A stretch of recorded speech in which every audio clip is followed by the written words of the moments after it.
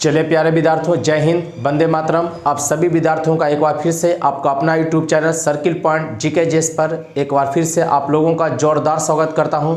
तो सभी प्रतियोगी परीक्षा की तैयारी कर रहे हैं विद्यार्थी, बिहार एसएससी, बिहार दरोगा, Bihar police, SSC GD, Uttar Pradesh police, MTS, CHSL और वैसे सभी एग्जाम जहां पर जीके जीएस के प्रश्न बनते हैं, आप सभी पेन पेपर के साथ रेडी हो जाइए। सार संग्रह के 20 महत्वपूर्ण प्रश्नों के साथ एक बार फिर से मैं आप सबों को आपका नए क्लास में एक बार स्वागत कर रहा हूं। आज का जो हम लोग का क्लास है सार संग्रह से लिया गया है, जो कि 20 महत्वपूर्ण प्रश्नों के साथ हम लोग रिविजन करेंगे और मैं उम्मीद करता हूँ सभी आप इसे पेन पेपर पर नोट करिए। पेन के साथ पेपर पर है ना, पेन पेपर से इसे नोट करते हुए रहें और आप इसे याद करिए। आपके परीक्षाओं में इस तरीके का प्रश्न पूछे जाते हैं और आगे भी पूछे जाएंगे। तो चलिए बच्चों, टॉपिक का शुरुआत करते हैं सार संग्रह के पहला प्रश्न से। वीडियो को लाइक कर दे, अपने साथियों दोस्तों को भी शेयर करना ना भूलें। आप ज़्यादा से ज़्यादा इसे शेयर करिए। आपका सहयोग, आपका प्यार, हम आपको दिल से धन्यवाद करते हैं। चलिए, आपको जो एग्जाम की तैयारी में आप लगे हुए हैं उसके लिए एक कदम फिर हम बढ़ाते हुए सार संग्रह के प्रश्नों को देखते हैं। तो पहला प्रश्न आपके लिए लिया गया है, ध्यान दीजिएगा।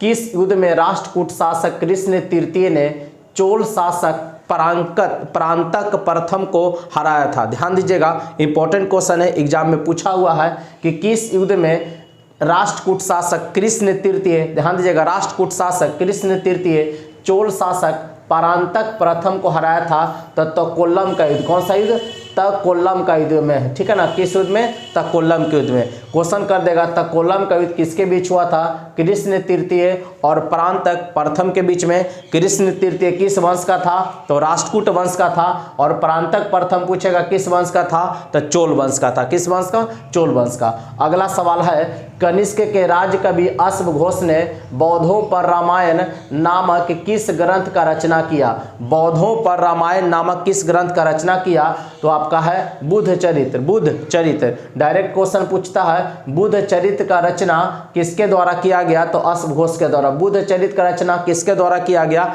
अश्वघोष के द्वारा किया गया। कहेगा अश्वघोष किसके दरबारी कवि थे? तो कनिष्क के दरबारी कवि थे। और कनिष्क के दरबारी कवि थे। बौद्धों का रामायण किसे कहा जाता है? तो बुद्ध चरित्र को कहा जाता है। बुद्ध चरित्र को। रेशम मार्ग पर नियंत्रण करने वाला प्रथम महत्वपूर्ण शासक कौन रहा? कनिष्क रहा। कनिष्क किस वंश का महानतम शासक हुआ? तो कुषाण वंश का। किस वंश का? कुषाण वंश का महानतम शासक हुआ। शक संवत जो कि 78 ईस्वी में भारत में कौन लेकर आया? तो कनिष्क लाया। कौन लेकर आया? कनिष्क। और इसी शक संवत को 1957 में भारत सरकार ने अपना लिया, मतलब राष्ट्रीय कैलेंडर का दर्जा दिया। तो आप कहेगा कि भारत का राष्ट्रीय कैलेंडर किस पर आधारित है? किस संवत पर? तो शक संवत पर आधारित है। अगला, जो क्षेत्र मराठों के प्रत्यक्ष नियंत्रण में होते थे उन्हें क्या कहा जाता था? जो क्षेत्र मराठा के प्रत्यक्ष नियंत्रण में होता था उसे क्या कहते थे? स्वराज कहते थे। क्या कहते थे? स्वराज। मराठा समझ रहे हैं आप लोग, जो मराठा शक्ति के जो सूत्रधार थे वो शिवाजी थे। मराठा शक्ति को नींव कौन डाला? तो शिवाजी। शिवाजी 2 नया टैक्स लाए थे, कई बार एग्जाम में पूछा है, चौथ और सरदेशमुखी। चौथ और सरदेशमुखी। शिवाजी ने अपना जो राजधानी बनाया था वो रायगढ़ को बनाया था। शिवाजी ने अपना राजधानी कहाँ बनाया था? रायगढ़ को बनाया था। ठीक है, अगला क्वेश्चन ध्यान दीजिएगा। किस आंग्ल मैसूर युद्ध के दौरान टीपू सुल्तान की मृत्यु हो गया? कौन से आंग्ल मैसूर युद्ध था जिसमें टीपू सुल्तान मारा गया था? तो चतुर्थ आंग्ल मैसूर युद्ध 1799 ईस्वी में हुआ था। चतुर्थ आंग्ल मैसूर युद्ध, इसी युद्ध में टीपू सुल्तान मारा गया। टीपू सुल्तान ध्यान दीजिएगा किसका पुत्र था? तो हैदर अली का पुत्र था। हैदर अली का पुत्र था। एक क्वेश्चन यह भी बन सकता है कि मैसूर वर्तमान में किस राज्य से संबंध रखेगा? तो कर्नाटक से। किस राज्य से संबंध रखेगा? कर्नाटक से संबंध रखता है। पंडित जवाहरलाल नेहरू की अध्यक्षता में अंतरिम सरकार का गठन कब हुआ था? पंडित जवाहरलाल नेहरू जी की अध्यक्षता में अंतरिम सरकार का गठन कब हुआ था? तो 2 सितंबर 1946 को। 2 सितंबर 1946 को अंतरिम सरकार का गठन किया गया था। ऑपरेशन जीरो आवर का संबंध किससे है? ऑपरेशन जीरो आवर काफी महत्वपूर्ण सवाल है। ऑपरेशन जीरो आवर का संबंध है भारत छोड़ो आंदोलन से। भारत छोड़ो आंदोलन के दौरान भारतीय नेताओं को पकड़ने के लिए ब्रिटिश सरकार के द्वारा कौन सा ऑपरेशन चलाया गया था? Operation zero hour. भारत छोड़ो आंदोलन का शुरुआत 8-9 अगस्त 1942 से। 8-9 अगस्त 1942, कभी डेट 8 अगस्त रहेगा, कभी 9 अगस्त, आप ध्यान में इसको रखिएगा, कंफ्यूज होने की बात नहीं है। 8 अगस्त रहेगा तो 9 अगस्त नहीं ऑप्शन में देगा, और 9 अगस्त रहेगा तो 8 अगस्त नहीं देगा। ऐसे मुख्यतः 8 अगस्त को चालू किया गया, ठीक है ना, लेकिन उसके मॉर्निंग से ही, सुबह से ही, ठीक है ना, ऑपरेशन जीरो आवर के तहत नेताओं को जो गिरफ्तार किया गया, तो कभी कभी डेट इसका 9 अगस्त भी दे देता है, लेकिन 8-9 अगस्त 1942 आप इसे याद रखेंगे।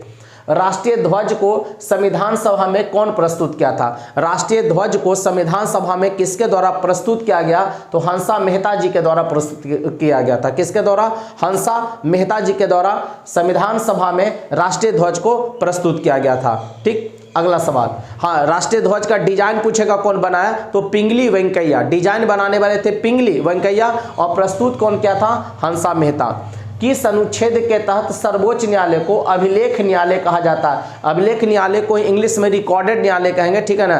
तो किस अनुच्छेद के तहत सर्वोच्च न्यायालय को अभिलेख न्यायालय कहेंगे? अनुच्छेद 129। अनुच्छेद 129 के तहत अभिलेख न्यायालय कहा गया है। सर्वोच्च न्यायालय का जो उल्लेख है वो अनुच्छेद 124 में है। सर्वोच्च न्यायालय का उल्लेख किस अनुच्छेद में है? अनुच्छेद 124 में है। और भारत का जो सबसे बड़ा न्यायालय है वो सर्वोच्च न्यायालय है, ठीक है। वो बड़ा न्यायालय कौन है? सर्वोच्च न्यायालय। इससे ऊपर कोई न्यायालय भारत में नहीं है, और सर्वोच्च न्यायालय दिल्ली में। कहां है? दिल्ली में।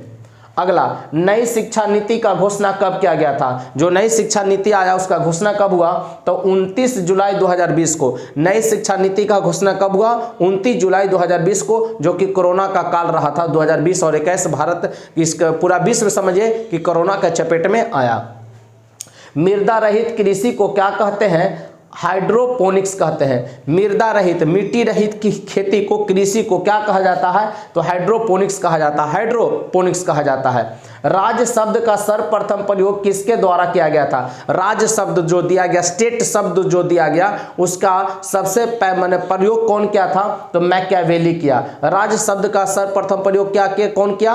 तो मैकियावेली। और ध्यान दीजिएगा, राज्य शब्द के लिए अनिवार्य जो तत्व है वो संप्रभुता है। क्या है? संप्रभुता। कहेगा राज्य शब्द का अनिवार्य तत्व क्या है? संप्रभुता। ऐसे देश की जनसंख्या, भूभाग, ठीक है ना, ये जरूरी होना चाहिए, क्षेत्रफल जरूरी होना चाहिए, लेकिन एक जो सबसे महत्वपूर्ण टर्म इसमें आता है वो संप्रभुता। संप्रभुता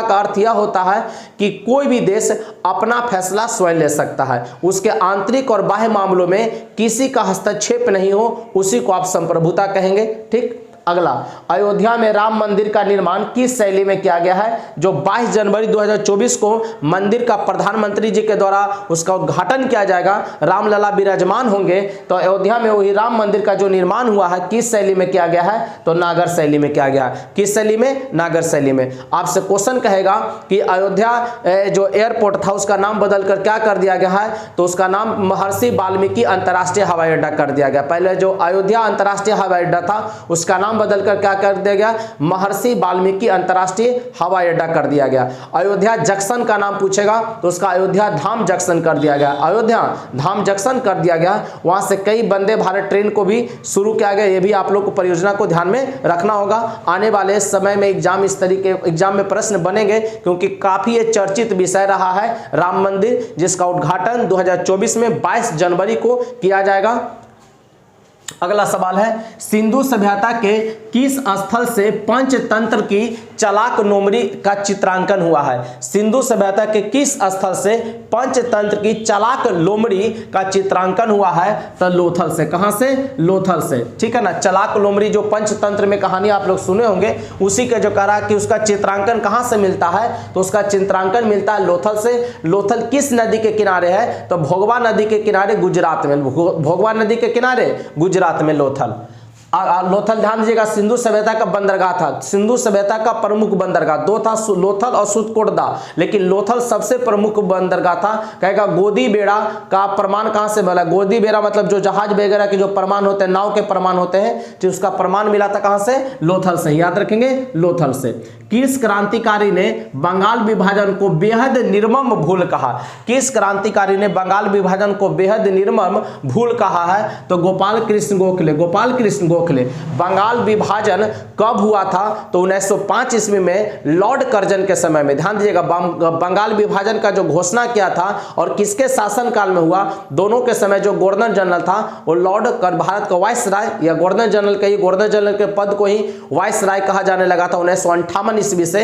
1858 से जो भारत का गवर्नर जनरल था उसको वाइसराय बना दिया गया था। तो उस समय भारत का पूछेगा, बंगाल विभाजन के समय भारत का वाइसराय कौन था? तो लॉर्ड कर्जन। 1905 ईस्वी में बंगाल का विभाजन किया गया। उसी बंगाल विभाजन को बेहद निर्मम भूल कौन कहा था? तो गोपाल कृष्ण गोखले के द्वारा कहा गया था। कहेगा किस नदी को बंगाल का शोक कहा जाता है? तो वो है दामोदर नदी। ठीक है ना। जल कुंभी का आतंक भी किसे कहेंगे? दामोदर नदी को कहेंगे। ये आपको ध्यान में रखना है। चलिए, हंटर आयोग का गठन कब हुआ था? तो 1 अक्टूबर 1919 में। हंटर आयोग का गठन कब हुआ? 1 अक्टूबर 1919 में। हंटर आयोग क्यों आया था? तो जलियांवाला बाग हत्याकांड के जांच के लिए आया था। जलियांवाला बाग हत्याकांड जांच के लिए किस आयोग का गठन किया गया था? हंटर आयोग का। जलियांवाला बाग हत्याकांड पूछेगा कब हुआ? तो 13 अप्रैल 1919 को। जलियांवाला बाग हत्याकांड कब हुआ? 13 अप्रैल 1919 को जनरल डायर ने जो गोली चलाने का आदेश दिया था। लाइफ डिवाइन, कर्मयोगी और सावित्री पुस्तक के लेखक आपसे पूछा। लाइफ डिवाइन, कर्मयोगी और सावित्री पुस्तक के लेखक कौन है? तो वो अरविंद घोष। कौन? अरविंद घोष है। भारत छोड़ो आंदोलन जो कि 1942 में हुआ, भारत छोड़ो आंदोलन के दौरान कहां पर पहली समानांतर सरकार स्थापित हुआ था? भारत छोड़ो आंदोलन के दौरान कहां पर पहली समानांतर सरकार स्थापित हुआ? तो उत्तर प्रदेश के बलिया जिला में। उत्तर प्रदेश के बलिया जिला में चीतू पांडे द्वारा। चीतू पांडे द्वारा। चीतू पांडे द्वारा। मंगल पांडे कहां के रहने वाले थे? ते भी ध्यान आपको रखना होगा। जो मंगल पांडे 1857 क्रांति का सूत्रधार किए थे, भारत के वो प्रथम सेनानी ऐसे रहे जिन्होंने स्वतंत्रता संग्राम का लड़ाई छेड़ा, जिनका नाम है मंगल पांडे, जिनका संबंध उत्तर प्रदेश के बलिया जिला से ही है। आपको यह भी ध्यान रखना होगा। तो बलिया जिला में पहली बार भारत छोड़ो आंदोलन के दौरान समानांतर सरकार का स्थापित हुआ था चीतू पांडे के द्वारा। सलीम अली पक्षी अभयारण्य कहां है? तो गोवा में। और भारत का सबसे छोटा राज्य भी कौन है? तो वो गोवा। आपको याद रखना है। सलीम अली पक्षी अभयारण्य कहां है? तो गोवा। गोवा को पुर्तगालियों ने कब आजाद किया? तो 19 दिसंबर 1961। 19 दिसंबर 1961 गोवा अपना आजादी दिवस कब मनाता? 19 दिसंबर को 1961 में पुर्तगाली गोवा को भारत के हवाले करके चला गया था। अंतर्राष्ट्रीय प्राकृतिक संरक्षण संघ का मुख्यालय कहां है? अंतर्राष्ट्रीय प्राकृतिक संरक्षण संघ का मुख्यालय स्विट्जरलैंड। ध्यान दीजिएगा बच्चों, अंतर्राष्ट्रीय प्राकृतिक संरक्षण संघ का मुख्यालय कहां है? स्विट्जरलैंड में है। अब हिमालय का प्रादेशिक विभाजन देखिए, ध्यान दीजिएगा। जो हिमालय है किन किन नदियों के बीच में है, इसके 4 भागों में विभाजन किया गया है, जो काफी महत्वपूर्ण है, आपको ध्यान देना होगा। हिमालय का प्राकृतिक विभाजन तो सबसे पहले देखेंगे 4 भागों में बांटे हैं। तो नेपाल हिमालय, सबसे ज्यादा लंबा ही नेपाल हिमालय का। असम हिमालय 2 नंबर पर, पंजाब हिमालय 3 नंबर पर, कुमाऊं हिमालय 4 नंबर पर। आपको कहेगा लंबाई के दृष्टि से बांटिए, सजाइए। तो सबसे पहले नेपाल हिमालय रखिएगा, फिर असम हिमालय, पंजाब हिमालय, कुमाऊं हिमालय। तो आपसे कहेगा नेपाल हिमालय किस नदी के बीच में है? तो काली एवं तीस्ता। नेपाल हिमालय किस नदी के बीच में है? तो काली एवं तीस्ता नदी के बीच में। काली एवं तीस्ता नदी के बीच में कौन हिमालय का विस्तार है? तो नेपाल हिमालय का विस्तार है। इसका लंबाई कितना है? 800 किलोमीटर। इससे हिमालय का लंबाई कितना है? 800 किलोमीटर। अगला है असम हिमालय। अगला कौन सा है? असम हिमालय। इसका जो विस्तार है तीस्ता एवं दिहांग नदी के बीच। असम हिमालय का विस्तार किन 2 नदियों के बीच में है? तो तीस्ता एवं दिहांग नदी के बीच। तीस्ता एवं दिहांग नदी के बीच में। और असम हिमालय का लंबाई कितना है? 720 किलोमीटर। 720 किलोमीटर। अगला सवाल बनेगा कि पंजाब हिमालय किस नदी के बीच में है? पंजाब हिमालय किस नदी के बीच में है? तो सिंधु एवं सतलज नदी। सिंधु एवं सतलज नदी। पंजाब हिमालय का लंबाई कुल कितना है? 560 किलोमीटर। पंजाब हिमालय का लंबाई कुल कितना है? 560 किलोमीटर है। कुमायूं हिमालय, चौथा ध्यान में रखेंगे कुमायूं हिमालय, कुमायूं हिमालय। तब कुमायूं हिमालय का जो विस्तार होगा किस नदी के बीच में है, तो सतलज एवं काली नदी, सतलज एवं काली नदी के बीच में कौन हिमालय है, तो कुमायूं हिमालय। तो इसकी लंबाई कितनी, तो 320 किलोमीटर, 320 किलोमीटर। एक बार फिर से रिपीट कर देते हैं, नेपाल हिमालय का लंबाई 800 किलोमीटर, असम हिमालय का 720 किलोमीटर, पंजाब हिमालय का 560 किलोमीटर, कुमायूं हिमालय का 320 किलोमीटर है। काली एवं तीस्ता नदी के बीच में नेपाल हिमालय, तीस्ता दिहांग के बीच में असम हिमालय, सिंधु और सतलज के बीच में पंजाब हिमालय, सतलज एवं काली के बीच में कुमायूं हिमालय। तो बच्चों 20 प्रश्नों के सार संग्रह को हम लोग समाप्त करेंगे। कल नए क्लास के साथ, नए टॉपिक के साथ फिर आपसे मुलाकात होगी। आप इसे याद कर लीजिए, आपके आने वाले सभी प्रतियोगी परीक्षाओं के लिए यह बेहतर होगा। तो बच्चों आप लोग वीडियो को प्लीज लाइक जरूर करें, शेयर करें। चैनल पर अगर पहली बार हो तो आप इसे सब्सक्राइब जरूर कर लें। आप लोगों का प्यार जो मिल रहा है उसके लिए बहुत दिल से आप लोगों को धन्यवाद। इसी तरीके से अपना प्यार बनाए हुए रखिएगा। तो मिलते हैं हम लोग कल अगले नए क्लास में, और मैं भी आप लोगों के लिए प्रयास करूंगा वैसे कंटेंट लाने, वैसा ही विषय लाने का, वैसा जो क्वेश्चन है कि जो आपके एग्जाम में से रिलेटेड हो, क्योंकि जीएस पढ़ना बहुत ज़्यादा है, जीके जीएस, लेकिन कौन से प्रश्न एग्जाम में आएंगे तो उसी को निचोड़ करके सारांश करके मैं लाने का प्रयास करता हूं। बाकी तो मां सरस्वती की कृपा है कि आप लोगों का जो मेहनत होगा वो आपको रिजल्ट के रूप में जरूर दिखेगा। तो बच्चों आप लोगों पर मां सरस्वती की कृपा बनी रहे, मैं यही प्रार्थना करूंगा मां सरस्वती से। और कल के क्लास में हम लोग मुलाकात करेंगे आपके साथ नए टॉपिक के साथ, नए क्लास में। आज के लिए इतना ही, मिलते हैं कल, तब तक ले जय हिंद, जय Bharat, best of luck, Vande Mataram.